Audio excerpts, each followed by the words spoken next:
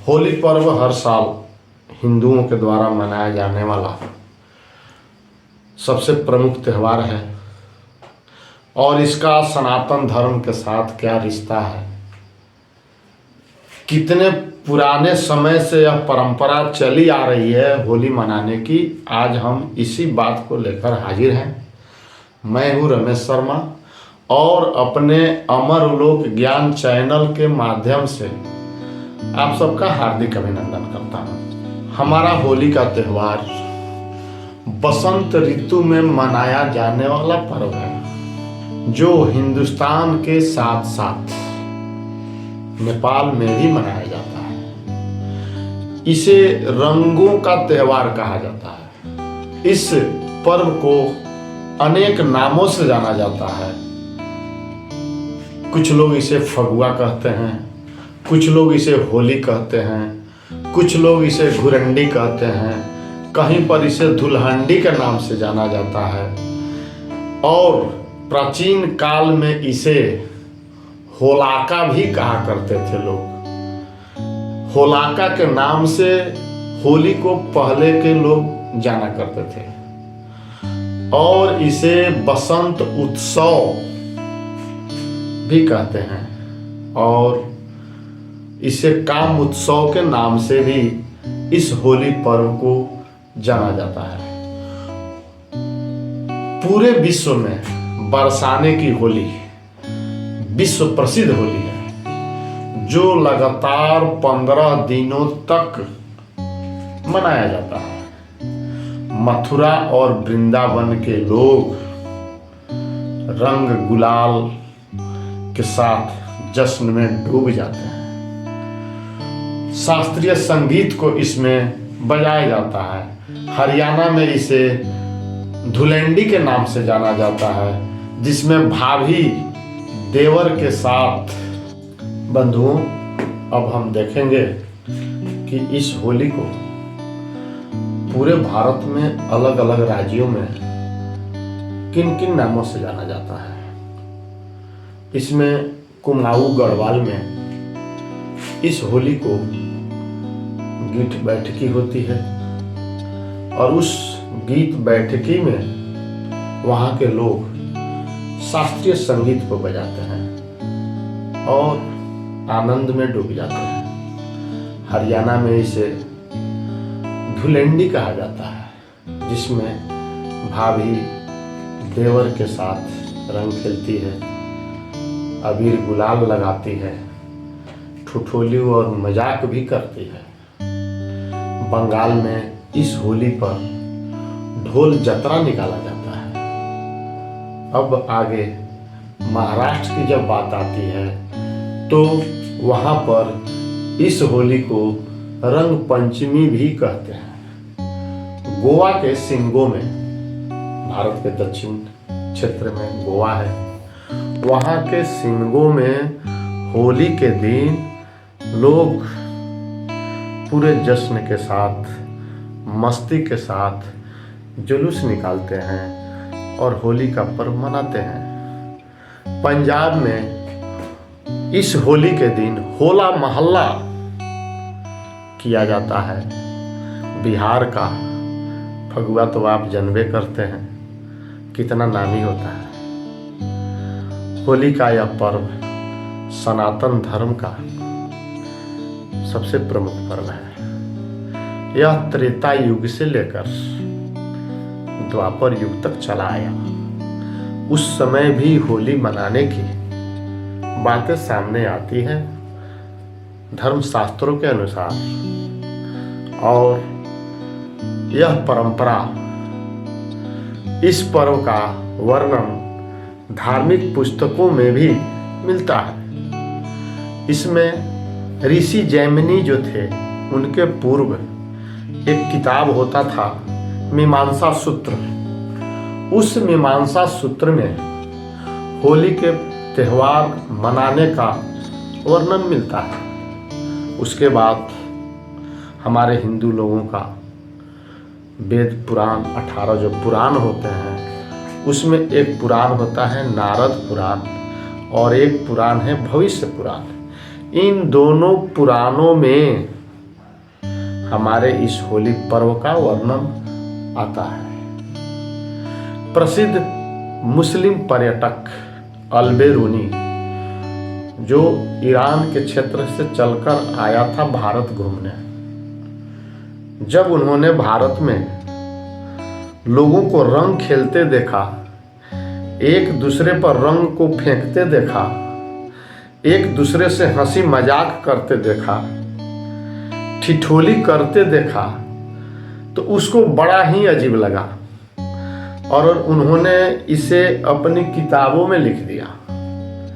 यह इस बात का गवाह है कि हमारा सनातन धर्म का यह होली पर्व बहुत ही प्राचीन काल से चली आ रही है और आज भी हम इस परंपरा का निर्वाह हर साल बसंत ऋतु में करते हैं। आइए अब चलते हैं वैदिक काल, महाभारत काल, रामायण काल से निकलकर अब हम आते हैं मुगलों की दुनिया में। 12वीं शताब्दी के बाद जब भारत पर हमारे मुगल शासक शासन किया करते थे, उस जमाने में अकबर ने जोधाबाई के साथ रंगों की होली खेला था।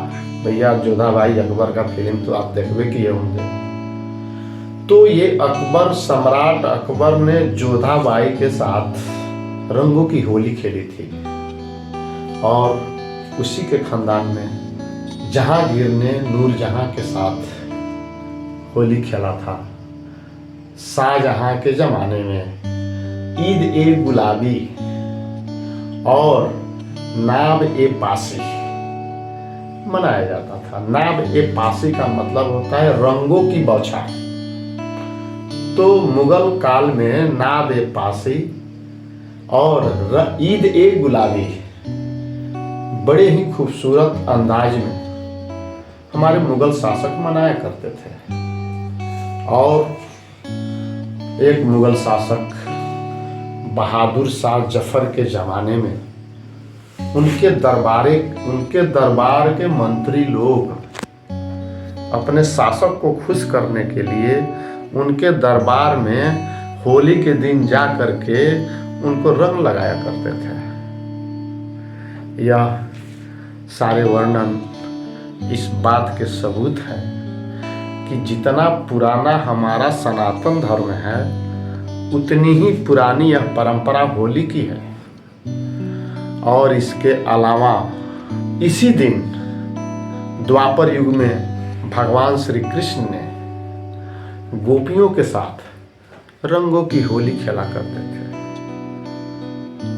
एक मान्यता के अनुसार इसी दिन भगवान श्री कृष्ण ने पूतना का वध किया था।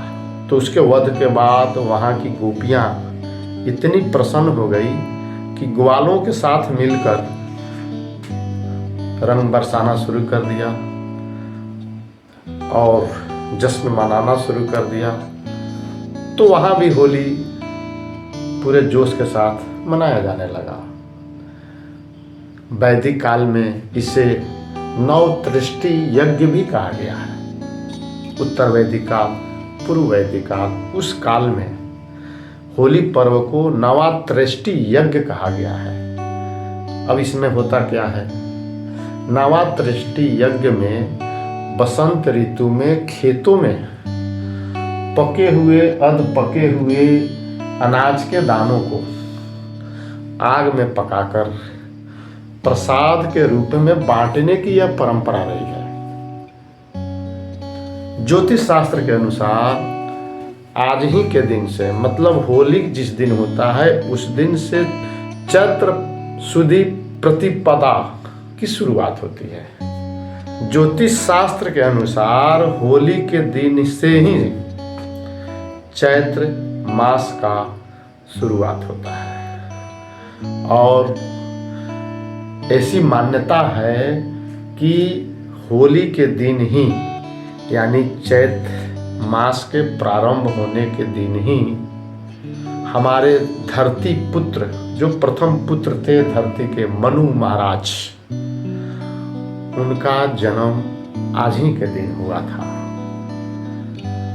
और त्रेता युग में इसकी शुरुआत हुई थी।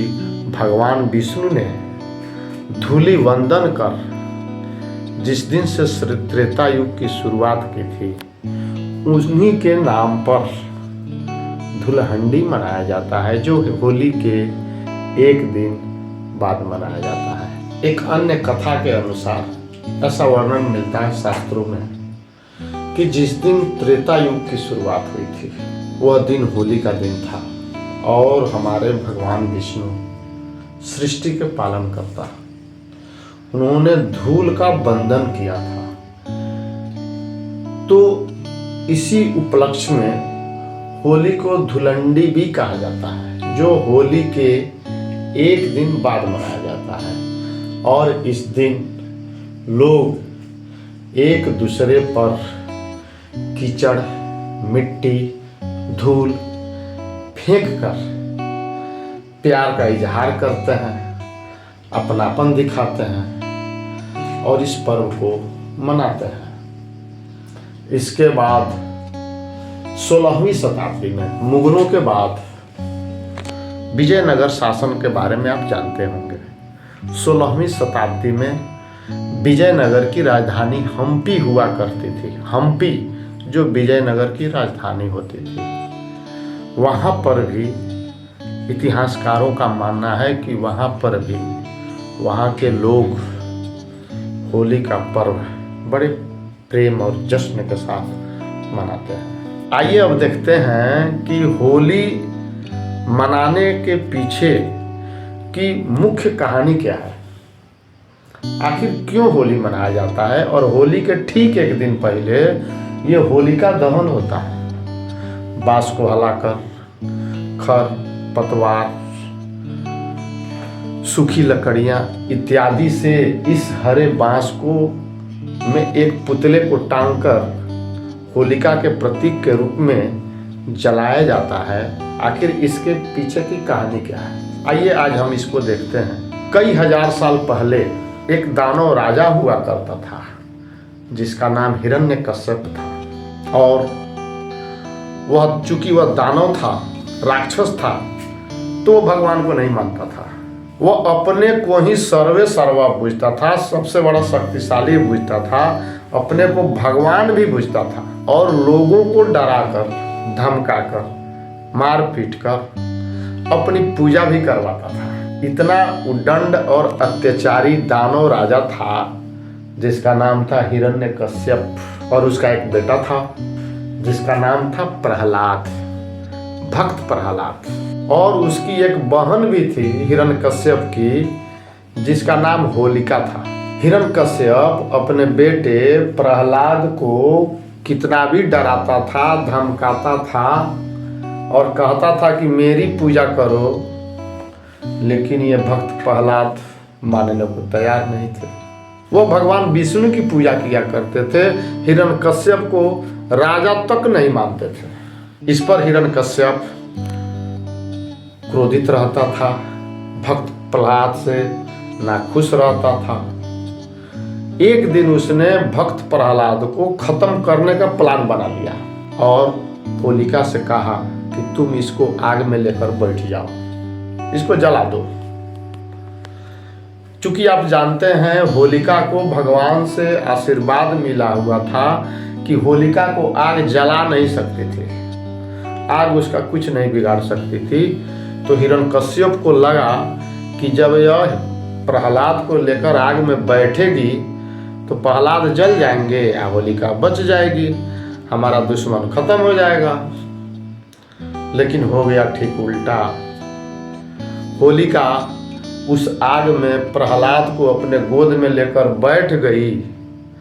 अब भगवान की लीला अपरंपार है, उल्टे होलिका जल गई या भक्त प्रहलाद बच गए।